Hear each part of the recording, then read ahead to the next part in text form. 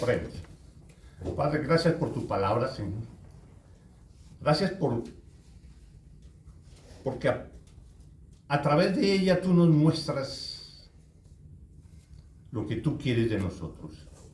Y lo haces por medio de ponernos el ejemplo de otros personajes importantes para ti, como el apóstol Pablo, Señor. Gracias por el amor de él hacia ti, por el amor de él hacia las iglesias que él fundó, por el amor de él a la predicación de tu evangelio.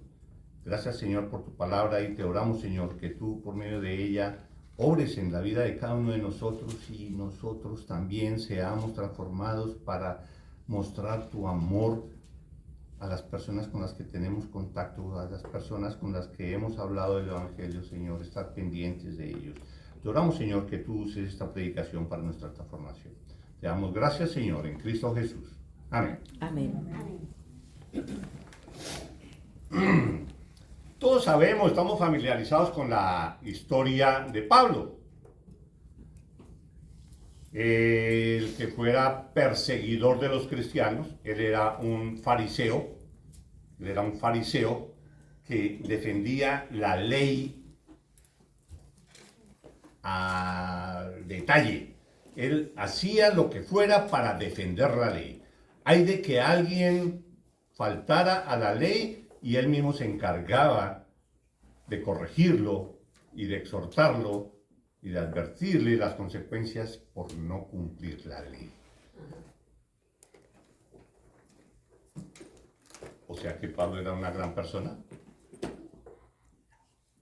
Era un cumplidor de la ley, pero una ley que había sido distorsionada, porque la verdadera ley que había dado Dios a Moisés, y no solo los 10 mandamientos, sino muchas otras cosas, toda esa ley se había distorsionado completamente por los fariseos. La habían distorsionado y le habían cambiado el sentido. Y habían metido una cantidad de cosas que no eran de Dios y cosas que incluso eran a veces ridículas en cuanto se refiere a la vida diaria de los judíos. Pero Pablo era un defensor de eso. Y tan era defensor de la ley que aquellos que estaban hablando de que ya la ley no era lo que nos regía, sino Cristo Jesús, eso lo enfureció a él y empezó a perseguir, como buen fariseo que era, empezó a perseguir a los cristianos para que no promulgaran ese nuevo pacto que vino a traer Jesús. Los perseguía, los encarcelaba y los castigaba por estar defendiendo otra doctrina y no la ley de los fariseos. Una persona odiada por todos los cristianos. Le tenían miedo a los cristianos. Era recio, duro con los cristianos.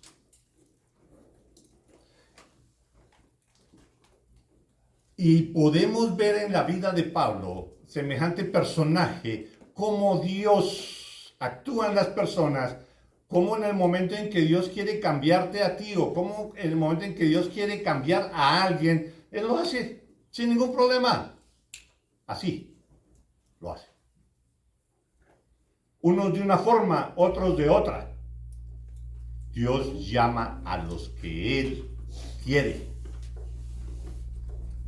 Recordemos, para hablar de lo de Pablo, en Hechos 22:6. Hechos 22:6 dice, Pablo relata lo que sucedió cuando fue convertido. Él era así como lo acabo de describir, y ahora miremos en lo que se convirtió y cómo fue ese suceso. Miremoslo de esta manera. Pablo relata en Hechos 22:6 lo siguiente. Pablo iba camino a Damasco con otros soldados y otras cosas, persiguiendo cristianos. Era su labor. Pero llegó un momento en que un rayo de luz lo impactó, lo botó del caballo y Pablo escuchó. Saulo, Saulo, porque ese era el nombre de Pablo. Saulo, Saulo, ¿por qué me persigues? Yo entonces respondí, dice Pablo, ¿quién eres, Señor? Y me dijo, yo soy Jesús de Nazaret, a quien tú persigues. ¿Cómo sería ese impacto y esa visión que tuvo y ese sometimiento, esa sumisión de Pablo para que semejante personaje que era autoritario y demás, dijera, ¿quién eres, Señor? En Roma decir Señor a otra persona era la cosa más, digámoslo así, que causaba un mayor castigo por parte de los romanos. Por eso tan importante la palabra Señor, el que diga Señor, Señor se salvará y todas esas cosas. Porque hoy en día si usáramos esa palabra, pues hombre, ¿por qué Señor? Sí, amo, lo que sea. Pero es que en ese momento tenía todos esos mismos significados, pero al mismo tiempo tenía una connotación mucho más importante, porque para los romanos, y eso era lo que ellos le inculcaban a todos los demás, el único Señor, la palabra Señor en ese momento tenía características como de Dios, ¿sí? El único Señor es el César. Y si no le dices tú Señor al César, es convicto y lo castigan y lo meten a la cárcel o le quitan la vida o quién sabe qué. Por desconocer que el César es la máxima, no hay nadie más por encima de él. Si alguien le decía a otro Señor, eso era motivo de castigo. De ahí tan importante eso de reconocer a Cristo Jesús como Señor. Si eso hubiera ocurrido hoy, no, es que tú debes reconocerlo como tu Señor y Salvador. Bueno, ok, mi Señor y Salvador, la palabra Señor se usa a veces muy comúnmente. Pero es que en esa época era casi que vida o muerte. Vida o muerte. Entonces, ¿cómo sería ese impacto para Pablo, que él conocía todo eso? Y le pregunta, Saulo, Saulo, ¿por qué me persigues? Inmediatamente él se humilla y dice, ¿quién eres, Señor? Reconoció su divinidad, su grandeza, su poder en ese momento. No sabemos qué fue lo que vio. Y lo otro a notar ahí es que dice, ¿quién eres, Señor? Y me dijo, yo soy Jesús de Nazaret, a quien tú persigues. ¿Cómo así, Jesús de Nazaret? Si yo estoy persiguiendo es a la iglesia, yo estoy persiguiendo a los cristianos. No a Jesús de Nazaret, porque él ya murió y ya no está aquí. Pero Jesús le dice eso. Yo soy Jesús de Nazaret, a quien tú persigues. O sea que Pablo estaba persiguiendo a la iglesia, pero la iglesia es Cristo Jesús, según Cristo Jesús, porque tú me estás persiguiendo a mí. Ese significado también de la iglesia, esa identidad que hace Jesús con la iglesia, no lo podemos pasar desapercibido, la importancia que Jesús le da a su iglesia. Es su esposa, según lo vemos en otros versículos. Es él mismo, es de él. No es cualquier cosa que vamos a ir a la iglesia, o sea, así sin tanta importancia. No, es Jesús mismo, Dios. Entonces, y me dijo, yo soy Jesús de Nazaret, a quien tú persigues. Pablo después dice, y dije, ¿qué haré, Señor? Y el Señor me dijo, levántate y ve a Damasco, y allí se te dirá lo que está ordenado que hagas. Levántate y vete a Damasco. Allá te diré qué pasa. Al llegar a Damasco, el profeta Ananías se reunió con él y le dio el mensaje de Dios. Le dijo, el Dios de nuestros padres te ha escogido para que conozcas su voluntad y veas al justo. O sea, que veas a Cristo y oigas la voz de su boca. Tú fuiste escogido para eso, para que tú veas a Jesús y oigas la voz de su boca. Porque serás testigo suyo a todos los hombres. Serás testigo de Jesús a todos los hombres, de lo que has visto y oído. Sabemos que Pablo pasó 3 años en el desierto, y de acuerdo a los anales y demás, pasó 3 años con Jesús enseñándole, mostrándole todo. Bueno, porque serás testigo suyo a todos los hombres de lo que has visto y oído. Ahora pues, ¿por qué te detienes? Levántate y bautízate y lava tus pecados invocando su nombre. Levántate, cambia, ya tienes el papel que has de desempeñar. Empieza. Después en Jerusalén tuvo otra visión en la que Jesús le dijo, Date prisa y sal prontamente de Jerusalén, porque no recibirán tu testimonio acerca de mí. Aquí en Jerusalén no prediques, porque aquí no te van a creer nada. Ve, porque yo te enviaré lejos a los gentiles. Sal de ahí. Yo te pondré al frente de muchas personas que no son judíos, que tú les vas a llevar el mensaje y ellos van a escucharte.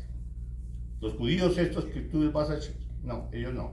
Sal y llévale el mensaje a los gentiles. Ese fue el papel, ese fue el rol que Dios le dio a Pablo. Desde ese momento entonces Pablo se convirtió en el mayor evangelista de todos los tiempos. Su amor por el evangelio, su amor por Cristo, su amor por predicar quién es Cristo y a Cristo crucificado, eso para él se convirtió en todo lo que pueda significar su vida. En el pasaje de hoy, por eso les dije que pusieran atención en eso, vemos el celo y el amor de Pablo para cumplir con el mandato de Jesús. Celo y amor que debería ser característica fundamental en ti y en mí, porque nosotros recibimos el mismo mandato que Pablo recibió.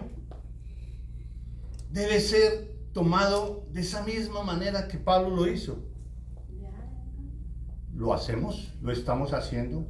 ¿Tenemos esa característica? ¿Es lo que nos caracteriza en nuestra vida diaria? Y no es solo de que nosotros a toda hora estemos predicando la palabra de Dios, no ante los demás, aunque sería bueno que lo hiciéramos, sino mostrando quién es Jesús también con nuestra forma de ser en lo que se refiere a dar amor, a servir, a sacrificarse por los demás y decir, esto no es mío, esto es de Cristo Jesús, esto es de Dios. Pablo lo estaba haciendo. Pablo lo hizo.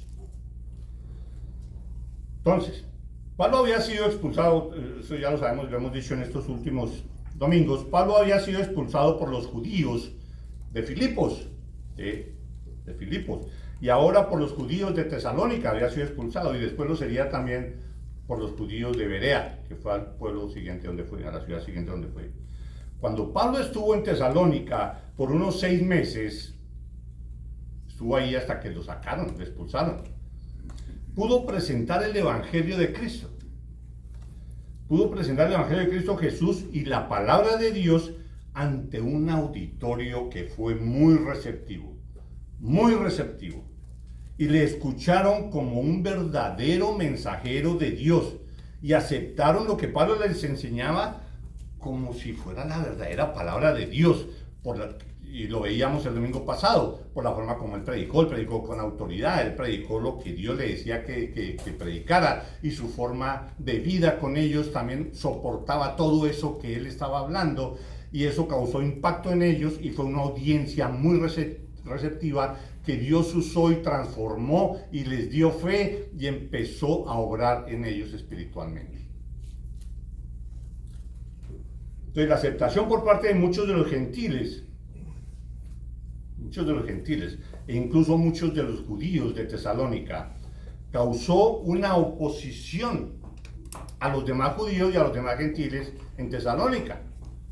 Esa forma como el grupo de la iglesia aceptó todo eso, causó una cantidad de envidia, rencor y de todo a los demás judíos y a los demás gentiles. Ellos no aceptaban nada de Cristo Jesús, ni de Evangelio, ni nada de eso. Esa oposición fue la que motivó, esa oposición fue la que motivó que Pablo fuera sacado a la fuerza de Tesalónica. Tuvo que esconderse y los otros cristianos hicieron ahí, pagaron una fianza para que garantizara de que no, tranquilos, él no va a seguir aquí molestando, él se va a ir. Tuvieron que pagar una fianza de Jasón, el que pagó esa fianza, y a raíz de eso Pablo le tocó irse. Pablo quedó tan bien impresionado por la acogida que los tesalonicenses, por la acogida de los tesalonicenses, que desde el momento en que salió de la ciudad, estaba inquieto. ¿Qué pasaría con los de Tesalónica?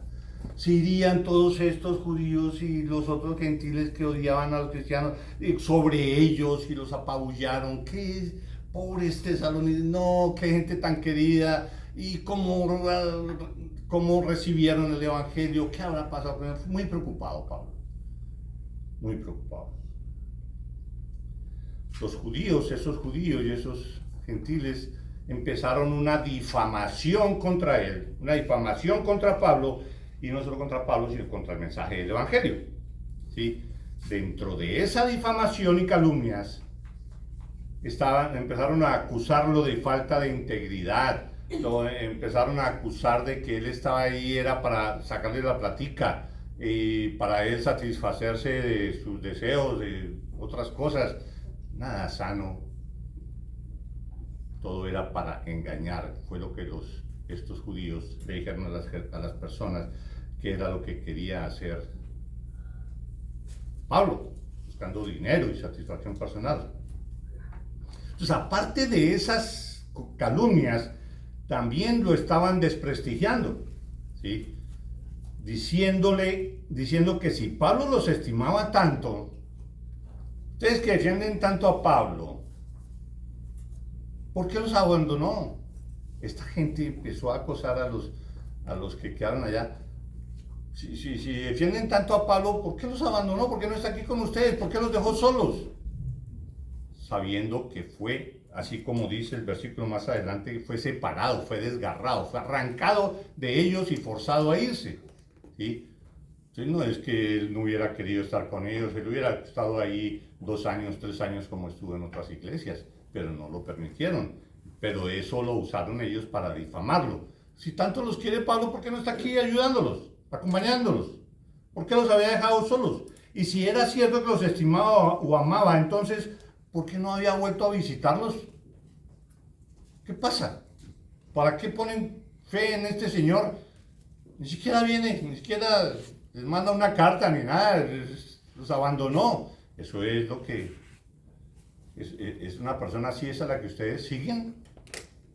Esa era la presión que estaban sufriendo todos los de Tesalónica. Y la explicación de eso, la defensa de Pablo contra toda esa difamación, fue lo que leímos, fue lo que acabamos de leer. Primera Tesalonicenses, capítulo 2, versículo 17, hasta el capítulo 3, versículo 13. Y en todos los versículos y lo que hemos visto anteriormente,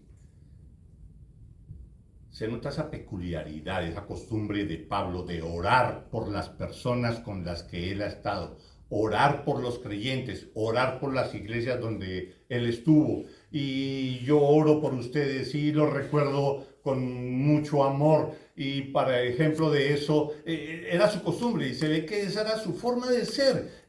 La transformación que Dios hizo en él, se nota que ahí todas esas veces hablaba de corazón.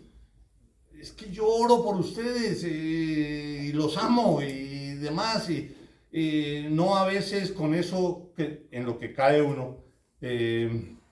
Ok, hermano, voy a orar por usted. Ok, hermano, yo voy a orar por ti. Y a uno se le olvida.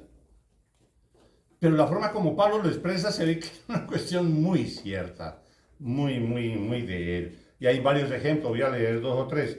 Romanos 1, del 7 al 12, dice, primeramente, dice Pablo a los romanos, primeramente, doy gracias a mi Dios mediante Jesucristo, con respecto a todos vosotros, de que vuestra fe se divulga por todo el mundo, porque testigo me es Dios, a quien sirvo en mi espíritu en el evangelio de su Hijo, de que sin cesar hago mención de vosotros siempre en mis oraciones. Siempre oro por ustedes. Y Dios es testigo de que eso no es solo palabrería, sino que es cierto. Puso a Dios por testigo. A los filipenses, doy gracias a mi Dios siempre que me acuerdo de vosotros, siempre en todas mis oraciones, rogando con gozo por todos vosotros, por vuestra comunión en el Evangelio desde el primer día hasta ahora. Así les decía a los filipenses.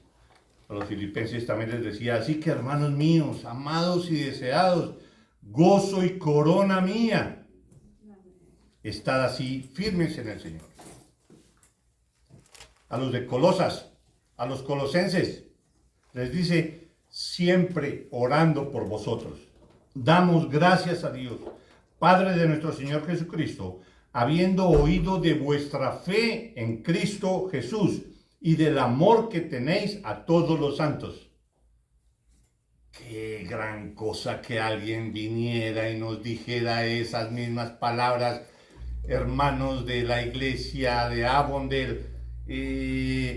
Estamos siempre orando por vosotros y le damos gracias a Dios, habiendo oído de vuestra fe en Cristo Jesús y del amor que tenéis unos con otros.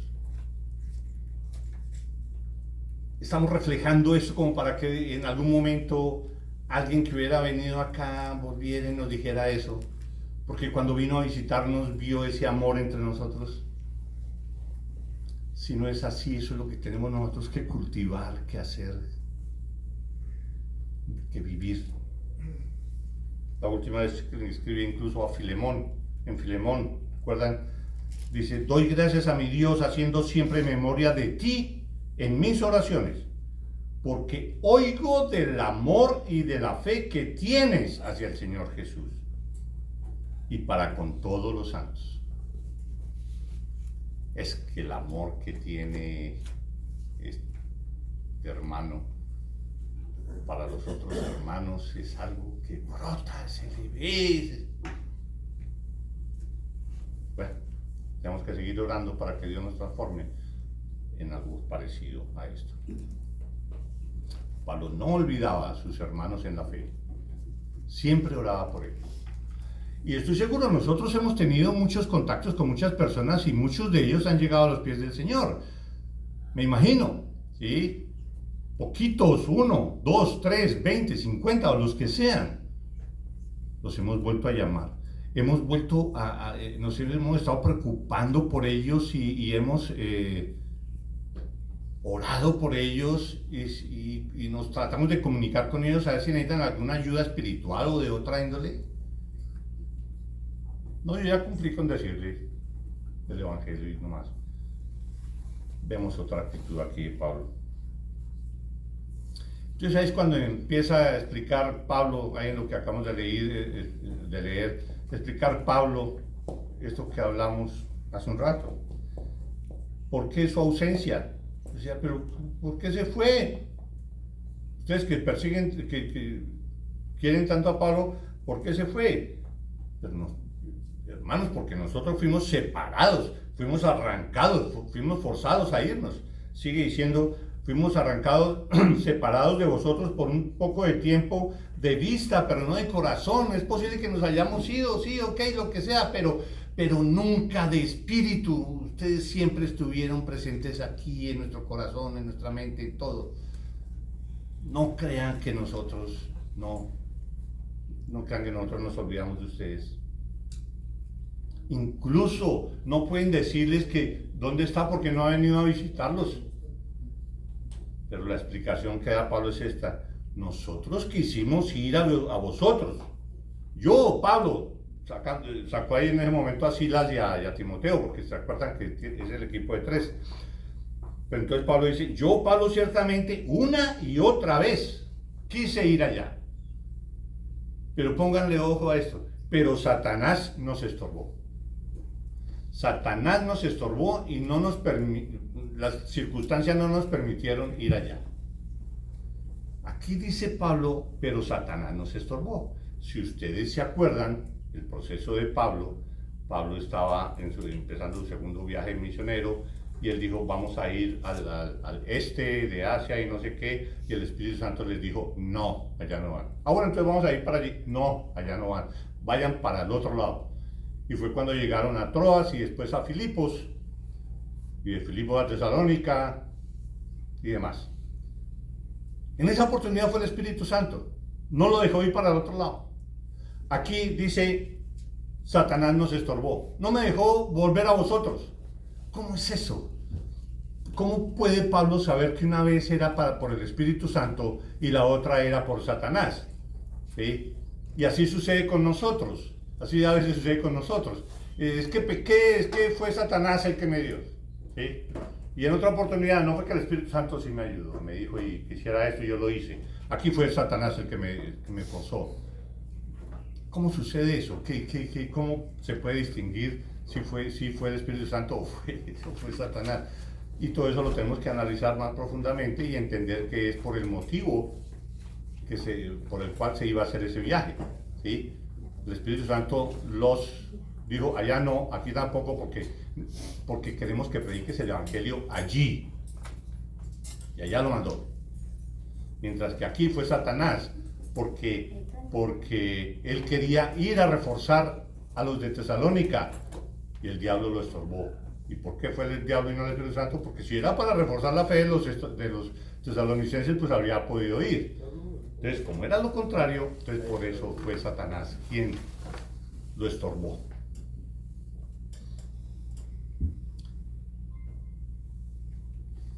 Y Pablo les dice, en el versículo 19 dice, porque ¿cuál es nuestra esperanza? ¿Cómo así que nosotros no queríamos ir a donde vosotros, a soportarlos, a visitarlos? Porque ¿cuál es nuestra esperanza o gozo o corona de que me gloríe? ¿No lo sois vosotros delante de nuestro Señor Jesucristo en su venida? Vosotros sois nuestra gloria y gozo. ¿Cómo no voy yo a querer ir donde ustedes si es que ustedes son todo para mí? Y esa es la muestra de que Dios me usó para predicar el Evangelio y ustedes aceptaron el Evangelio. Eso produce mucho gozo. El que una persona hable con otra y le lleve el Evangelio y que la otra persona salga convencida y después de eso busque a Dios verdaderamente, eso produce un gozo increíble. Ustedes lo han sentido. ¿Cuánto hace que no sentimos ese gozo? Tenemos que recordar eso y hacerlo. Porque esas son las coronas que vamos a recibir en el día del Señor. Eso es lo que nos va a premiar. Dios nos va a poner coronas. Y esas coronas entonces, ay, qué bien, Pablo está recibiendo una cantidad de coronas, sí, más grande que todos. ¿Para qué son esas coronas? Porque ya que él produjo todo eso y vivió de esa manera y promulgó el Evangelio de esa manera, tiene más coronas porque se van a poner en los pies de Cristo Jesús allá en el cielo. Se van a poner en el camino de Cristo Jesús. Él va a poder poner más, porque más hizo. No para él, por orgullo de él, no, para mostrar su humildad ante Cristo Jesús. Vosotros sois nuestra gloria y gozo porque Dios nos usó para llevarles a ustedes el Evangelio. ¿Cómo no me voy a sentir así si Dios me usó? Imagínense ese privilegio. Dios me usó para llevarles el Evangelio. Recordemos esto, hermanos, y para que esto nos impulse a retomar cada vez esa tarea y de promulgar el Evangelio a otros con la persona que sea, y verán, ustedes van a sentir ese mismo gozo del que está hablando aquí Pablo. Además, no es solo por eso, sino que Dios lo mandó, Cristo Jesús lo ordenó. ¿Cómo no lo vamos a hacer? Si nos llamamos cristianos, eso es lo que tenemos que hacer. Por eso les decía al comienzo, aquí en la capilla que necesitamos más asientos, pero principalmente llenar los que tenemos. Y esa es tarea de cada uno de nosotros.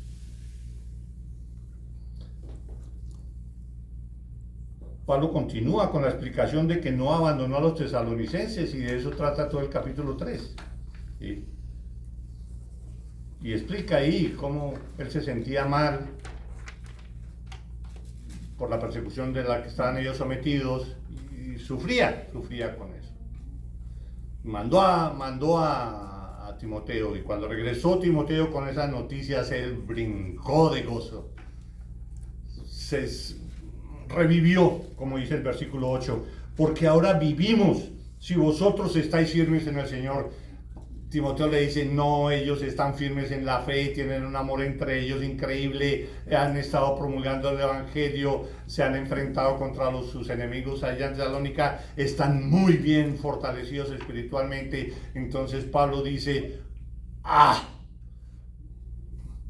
volví a vivir, ya, eso me hace descansar, porque los hermanos están firmes en la fe, revivimos. Estábamos muertos de preocupación por ustedes, pero revivimos al saber ese estado de ustedes ahora. Y después en el versículo 1 dice, por lo cual, ¿qué acción de gracias podremos dar por vosotros, por todo el gozo con que nos gozamos a causa de vosotros delante de nuestro Dios? No hay forma de agradecerle tanto a Dios, no hay palabras para agradecerle tanto a Dios.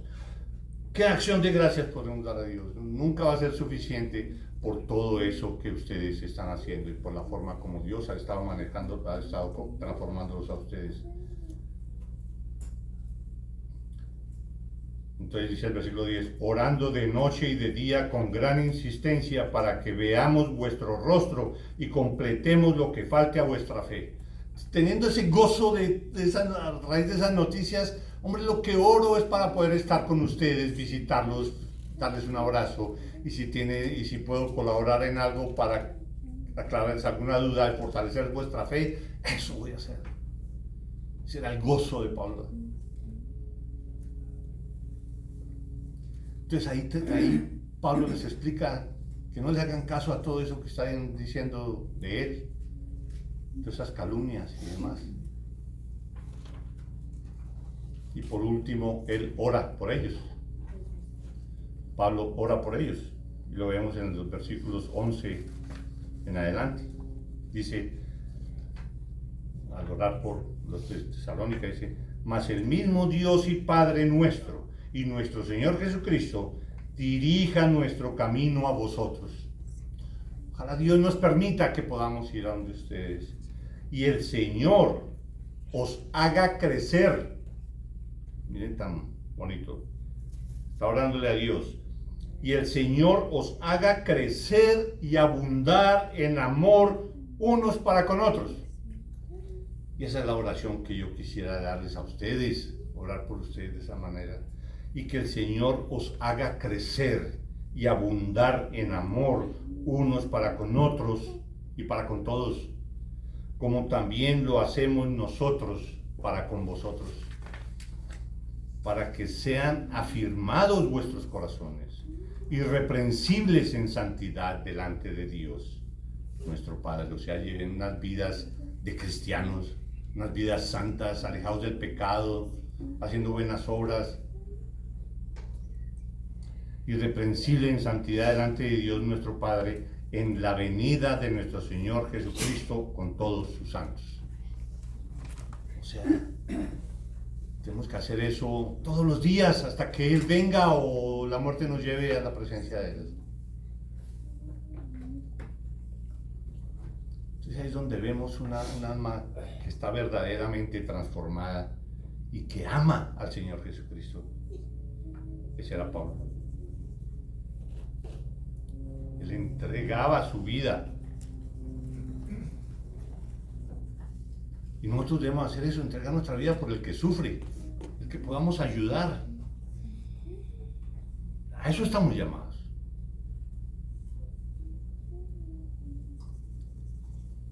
Solo aquellos que vienen, ya para cerrar, solo aquellos que vienen a los pies de Cristo Jesús en verdadero arrepentimiento y fe, y entregan el control de sus vidas a Él, serán salvos y transformados.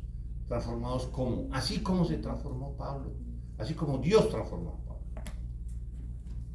Solo son salvos aquellos que han crucificado su yo y puedan decir, como Pablo, acuérdense de eso, Nosotros, para ser cristianos, se necesitó la crucifixión de Cristo Jesús.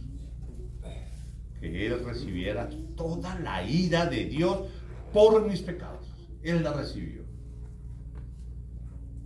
Pero de parte de nosotros tenemos que sacrificar, tenemos que crucificar nuestro yo. Yo tengo que crucificar todo lo que yo era. Yo tengo que crucificar mis deseos mundanos. Yo tengo que crucificar mis deseos de cosas materiales. Yo tengo que crucificar todo lo que yo soy ahí. No es solo crucificar a Cristo. Yo tengo que crucificarme para identificarme con Cristo. Y poder decir como Pablo en Gálatas 2:20.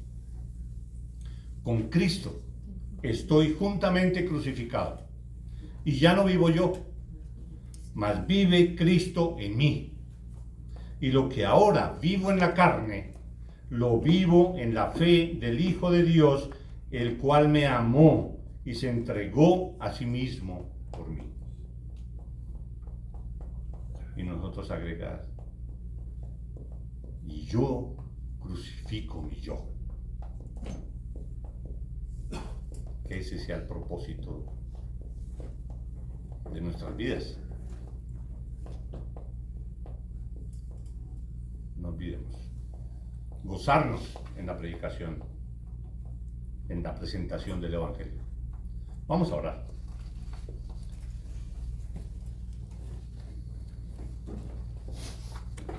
Padre Santo, gracias porque tú nos haces caer en cuenta, Señor, de nuestro papel a través de la vida de Pablo, Señor, ese gozo de él por predicar tu palabra a pesar de las injusticias, a pesar de las persecuciones, a pesar de los sufrimientos por los que pasó, pero para él era un gozo el poder obedecerte y predicar tu palabra. Padre, te oramos que tú obres en nosotros, Señor.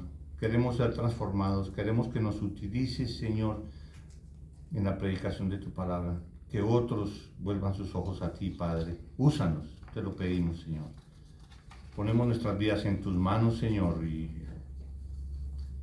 te pedimos tu guía, tu apoyo, tu provisión, tu misericordia, pero sobre todo que tú nos uses en la expansión de tu reino. Te damos gracias, Señor, en Cristo Jesús. Amén. Amén.